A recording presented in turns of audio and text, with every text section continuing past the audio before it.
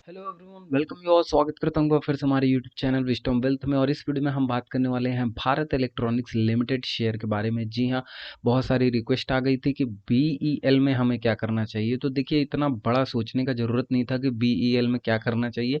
पिछले कुछ साल का चार्ट अगर आप निकाल के देखते, उसको वीकली टाइम फ्रेम पे एनालाइज करते तो आप इजीली पता चल जाता कि आपको करना क्या है और इस स्टॉक में आप कैसे निवेश करना है या नहीं करना है, पोजीशंस लेनी है या नहीं लेनी है। तो सारी चीज़ें जो हैं, मेरे को लगता है कि टेक्निकल्स जो हैं वो अप्रॉक्स 70% चीज़ें जो हैं वो खुद बताती हैं। तो ये चीज़ आपको थोड़ा सा एज अ होमवर्क लेकर करना ही होगा।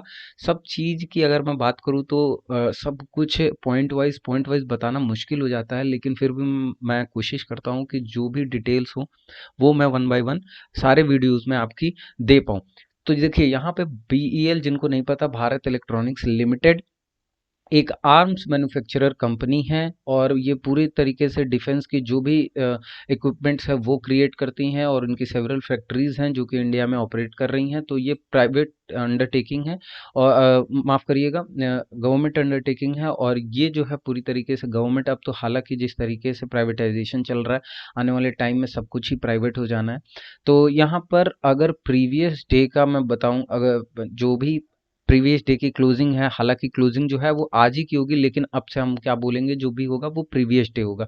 तो 96.15 का यहाँ पर क्लोजिंग देखने को मिला है, -0.45 के साथ गिरावट छोटी मोटी सी। और परसेंटेज वाइज अगर गिरावट की बात करें तो 0.47% का यहाँ पे गिरावट देखने को मिला है। और स्टॉक का प्राइस है 96.15 रुपीज़। तो देखिए, अब यहाँ पे बहुत लोग का कहना है कि क्या हमको इसमें बाइंग करना चाहिए एक लॉन्ग टर्म के लिए। बहुत लोग सोचते हैं कि इसको हमने खरीद रखा है 140 पे, 150 पे, क्या रुकें बेच दें। तो बहुत सारे कन्फ्यूजन्स हैं, सारे कन्फ्यूजन्स दूर हो जाने हैं। लेकिन उससे पहले एक छोटी सी रिक्वेस्ट है कि चैनल को सब्सक्राइब नहीं किया तो प्लीज़ सब्सक्राइब कर लीजिए, बेल नोटिफिकेशन ऑन कर लीजिए, जिससे कि सारे लेटेस्ट अपडेट आपको मिलती रहें। क्योंकि थोड़ा सा मेहनत का तो आपको देना चाहिए ना यार, थोड़ा सा। तो प्लीज़ कर लीजिए सब्सक्राइब। और यहाँ पे अब ज़्यादा बातें ना करते हुए, आपको पता चल गया होगा, हालांकि इसको बारे में बताने की कोई ज़रूरत नहीं है, भारत इलेक्ट्रॉनिक्स लिमिटेड के शेयर के बारे में या कंपनी के बारे में या जो भी। It's not a company like that, जो कि सोचते हैं कि प्राइवेट है पूरी तरीके से, ऐसा नहीं है।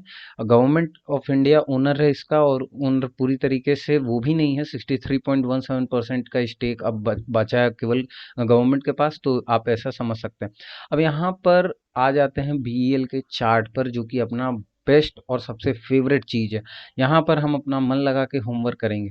बहुत लोग बोलते हैं कि stock market is all about gambling, but it is not a gambling, it is not actually.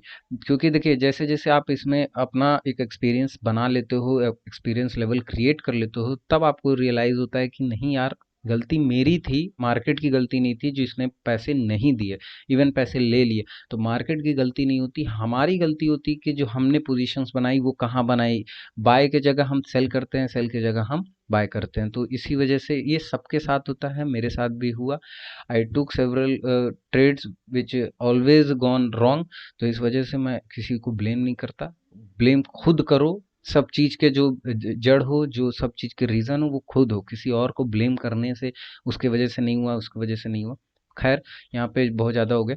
तो यहाँ पर अब देखिए, बीईएल का ये वन डे का टाइम फ्रेम आपके सामने है। ये जो लाइन है वो है मूविंग एवरेज 200 डेज का एक्सपोनेंशियल मूविंग एवरेज।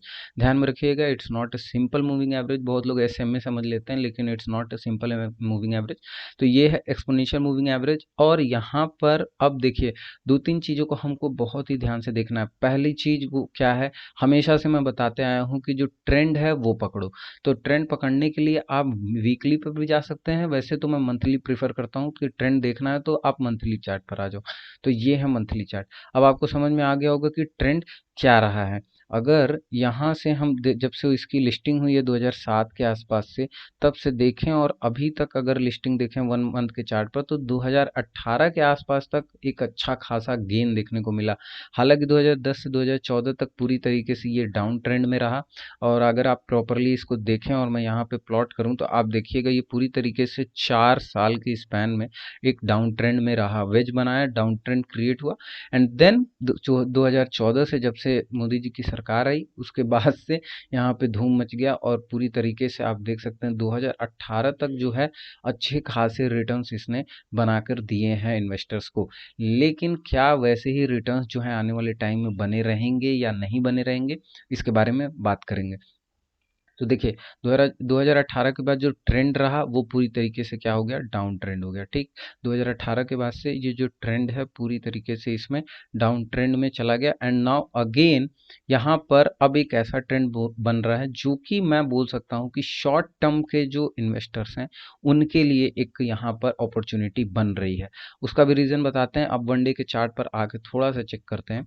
वनडे के चार्ट पर अगर हम आए तो यहाँ पर देखिएगा कि एक पहली चीज, ये जो सपोर्ट हुआ, ये जो सपोर्ट जोन बना, ये सपोर्ट जोन एक स्ट्रॉन्ग सपोर्ट जोन क्रिएट हुआ। ठीक है, एक स्ट्रॉन्ग स्ट्रॉन्ग सपोर्ट जोन यहाँ पे क्रिएट हुआ। अगर आप यहाँ पे देखें तो रुकिए मैं थोड़ा सा ड्रॉ करता हूँ। ये जो लाइन है ये एक स्ट्रॉन्ग सपोर्ट जोन क्रिएट होता है। ठीक है, अब यहाँ पर इसने सपोर्ट लिया and it took support from this level and gone from this level to 96। अब ये कौन से लेवल है, यहाँ से कहाँ गया है, ये जो लेवल है 87 से 96 अप्रॉक्स 10 पॉइंट का यहाँ पर हमको देखने को मिला है। ठीक है, तो अब करना क्या है, यहाँ पर हमको देखना है कि ये जो क्लोजिंग हो रही है, ये जो क्लोजिंग हो रही है ये हमें देखना है कि ये क्लोजिंग इस 200 डेज के मूविंग एवरेज के नीचे ना हो। ठीक, पहली चीज। दूसरी चीज कि क्लोजिंग के साथ साथ जो कि वॉल्यूम है वो वॉल्यूम क्या है वो देखना है। अब यहाँ पर जैसा कि आपने देखा कि जो वॉल्यूम है इस इस बुलिश कैंडल के बाद से ये जो वॉल्यूम था, ये जो वॉल्यूम, इस वॉल्यूम में एकदम कोई जान नहीं थी, नो वॉल्यूम एकदम कैंडल था। अगेन आज के अगर ट्रेडिंग सेशन की हम वही बात करें तो यहाँ पे आप देख सकते हैं तो कि प्रीवियस डे के क्लोजिंग के नीचे क्लोजिंग देखने को मिली है अपने को। हालांकि ये जो एक बुलिश कैंडल है, इस बुलिश कैंडल के बाद हल्का सा मैं कह सकता हूँ एक माइनर करेक्शन है। अब अगर 95 के आसपास की पोजीशंस बनाई जाएं तो मुझे लगता है कि यहाँ पे हम 103-4 के आसपास अप्रोच कर सकते हैं। तो ये छोटे से, मतलब मैं अगर बताऊं ध्यान से सुनिएगा, शॉर्ट टर्म जो इन्वेस्ट करना चाहता है यानी कि नॉट मोर देन 6 मंथ, मैं बोलूँगा जिस तरीके से अभी निफ्टी हायर हाई लगा रहा है, आने वाले टाइम में एक अच्छा डिसेंट करेक्शन आएगा। अब इस आस में मैं नहीं बैठ रहा, न इस आस में मैं बोल रहा हूँ कि डिसेंट करेक्शन आएगा तब हम माल उठाएंगे, ऐसा नहीं है। जब मार्केट रन कर रहा है तो साथ में रन करो, मार्केट गिरने लगे तो निकल जाओ साथ में।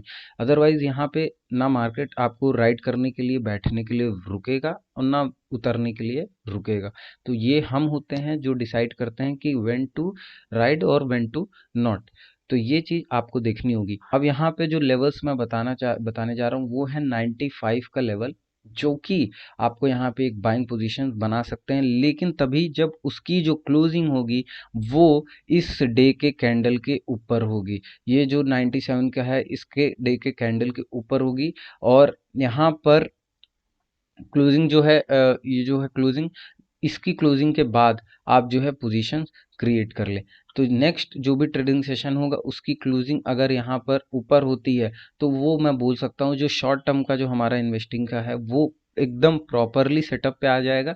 एंड अगर नहीं भी होती है तो मैं बोलता हूँ कि जो क्लोजिंग है इस कैंडल के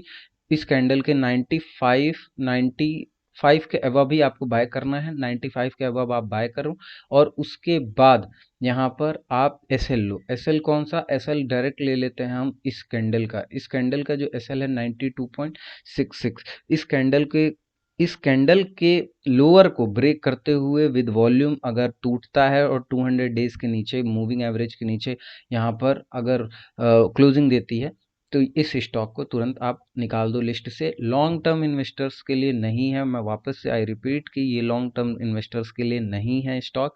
BEL जो स्टॉक है वो लॉन्ग टर्म इन्वेस्टर्स के लिए नहीं है। ये मैं तीन बार रिपीट कर दिया हूँ और ना ये मेरा रिकमेंडेशन है। माइट बी पॉसिबल BEL में आपको जो दिख रहा हो वो मेरे को ना दिख रहा हो, जो मेरे को दिख रहा है वो आपको नहीं दिख रहा, लेकिन for me it's not a long term investment. तो ये चीज़ आपको इस वीडियो के माध्यम से बतानी थी। वीडियो अच्छी लगे तो ज़रूर लाइक करिएगा, शेयर कर लीजिएगा अपने दोस्तों में, सब्सक्राइब कर लीजिएगा, बेल नोटिफिकेशन ऑन कर लीजिएगा और बने रहिएगा हमारे साथ ऐसे ही। धन्यवाद।